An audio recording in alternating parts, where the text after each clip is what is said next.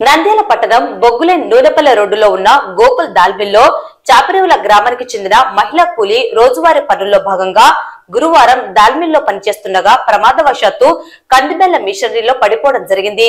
వెంటనే సమీపంలోని ఉదయానంద హాస్పిటల్ కు తరలించి చికిత్స అందజేస్తున్నారు. ప్రస్తుతం ప్రాణాపాయ స్థితిలో ఉందని, తమకు న్యాయం చేయాలని బాధితురాలి తల్లి శివమ్మ వేడుకుంటున్నది.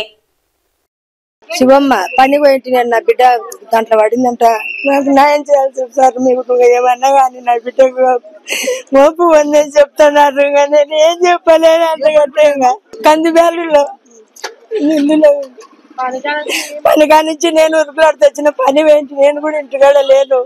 ఏం జరిగిందో ఏం చెప్పకున్నారు డాక్టర్ కూడా. ఏం చెప్పకున్నారు, చెప్పలేమంటున్నారు. సాపిరాల నంద్యాల నా బిడ్డ అక్కయ్య సాపిరాలకి ఇచ్చిన, నా మేనల్లునికి ఇచ్చుకున్నా. మా అన్న కొడుకే మాకు న్యాయం చేయాల్సి సార్. ఏం చేస్తారో ఏం లేదంగా.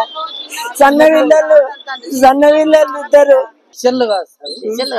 డబ్బాల బంకర్లని మన తొట్ల లెక్క ఉంటాయి. ఏమి ఆ తొట్ల కందులు ఉంటాయి. అట్లా వాళ్ళు పైగా పోయినాయి కొట్టడానికి. అది సాగర్ చెప్తే చేయాలి కదా పనులు.